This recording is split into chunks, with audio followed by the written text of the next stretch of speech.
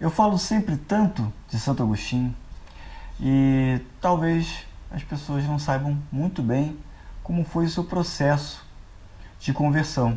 E aquilo que a gente tem a aprender com Santo Agostinho, não só do que ele disse, mas do que ele viveu e do que ele experimentou. Santo Agostinho é um homem do século IV, um homem de uma sociedade em que havia muita quebra de paradigmas. O Império Romano estava se desestruturando, estava caindo diante das invasões bárbaras. O homem se colocava diante de uma nova ordem mundial. E Santo Agostinho nasceu no norte da África, querendo sendo educado desde pequeno para ser um grande professor, orador, pensador. E foi realmente dessa forma que ele viveu a vida e ganhou a vida até os seus 30 e poucos anos, né? Ele foi professor e foi orador. A oratória era muito importante na época do Santo Agostinho. Dizer era como se você materializasse o pensamento, como se você desse vida ao seu pensamento. Ainda hoje é assim. A oratória é fundamental. Então o Santo Agostinho era um homem da oratória. E vindo de uma família com a sua mãe cristã, seu pai um pagão. E Santo Agostinho até leu um pouco as escrituras quando era criança ou adolescente, mas aquilo não cativou muito a ele, porque ele era um homem ávido, sedento por sabedoria, por conhecimento.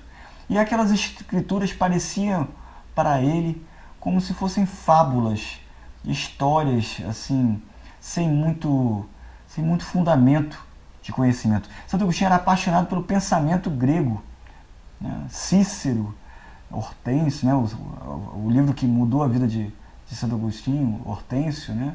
Platão.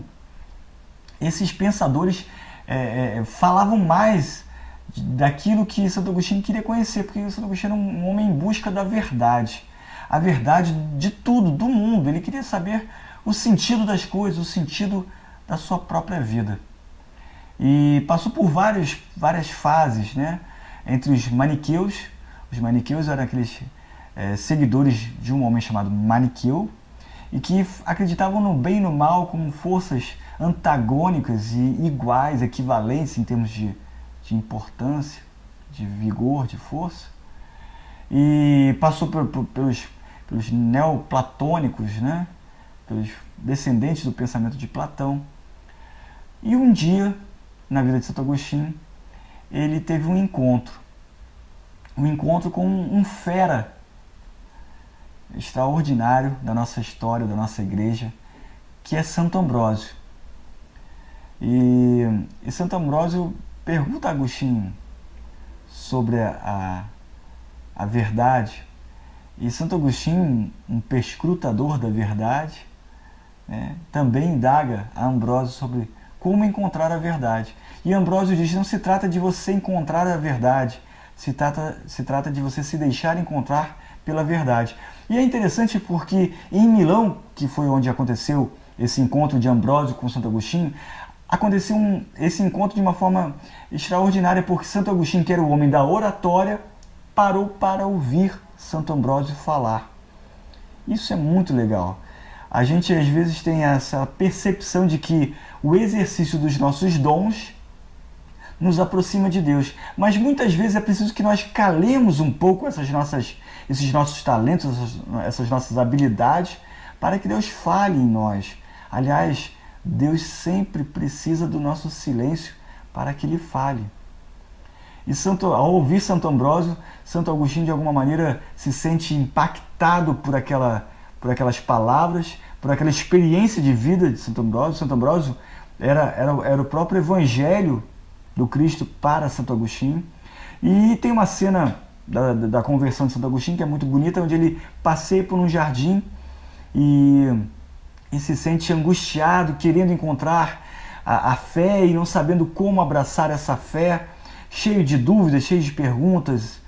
E ele ouve uma cantiga de criança: toma e lê, pega e lê, e ele ouve aquele tome e lê e tal, e ele associa aquilo como uma inspiração divina.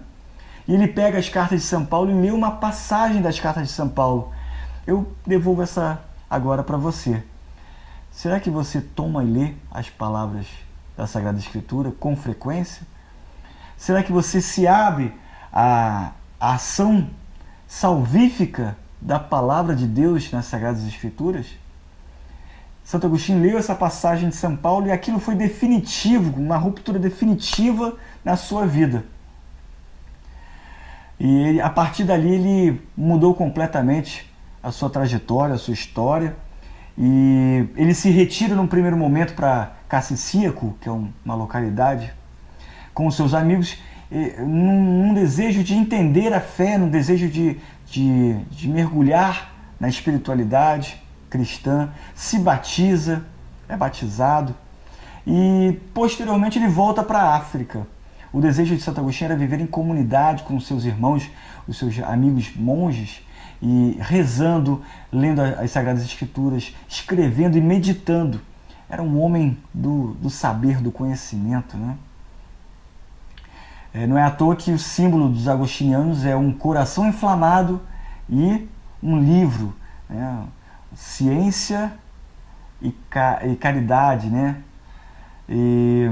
Mas quando o Santo Agostinho volta para a África, ele se depara com uma realidade que o deixa perplexo.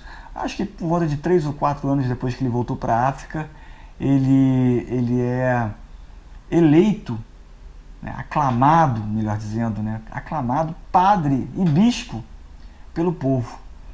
E aí ele diz aquela famosa frase que eu gosto tanto: com vocês sou cristão, para vocês sou bispo.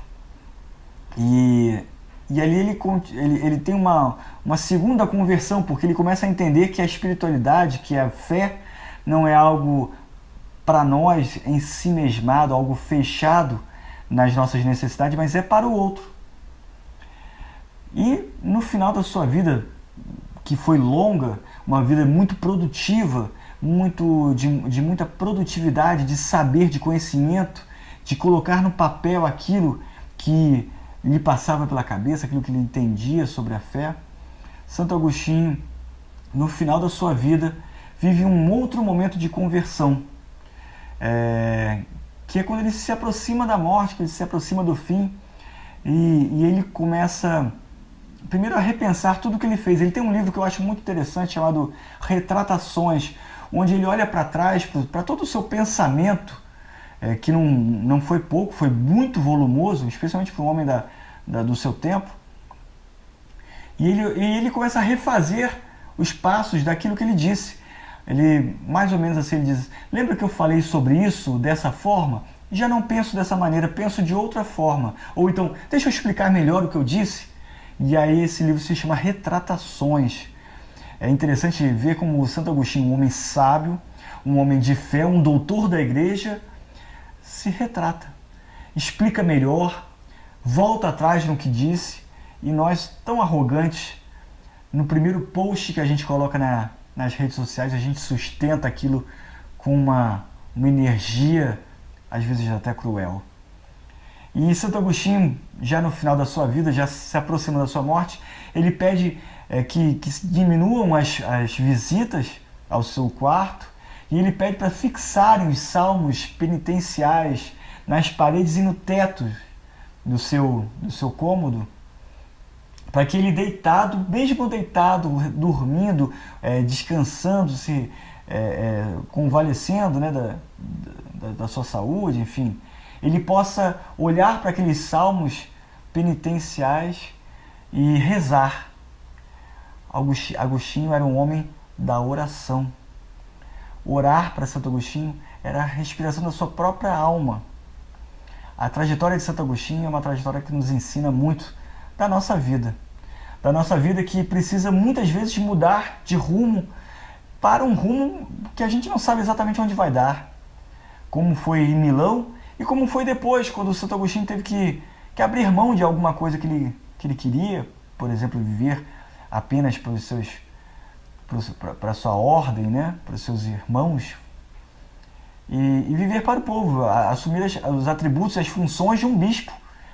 Com vocês sou cristão, para vocês sou bispo. E no final da sua vida, a sua percepção de que a nossa vida, por mais que nós construamos, que nós realizemos, a nossa vida é para o Cristo. Aquela frase de Santo Agostinho talvez tenha sido a frase que ele tenha se lembrado tanto nos seus últimos dias. Pouco importa quanto fazes, importa quanto amas. Olhar para Santo Agostinho hoje é olhar para um homem que vive também, ainda nos tempos atuais, uma quebra muito grande de paradigmas e que precisa voltar o seu olhar para Deus e se converter, não uma vez, mas quantas vezes forem necessárias, para esse Cristo que é o mesmo ontem, hoje e sempre.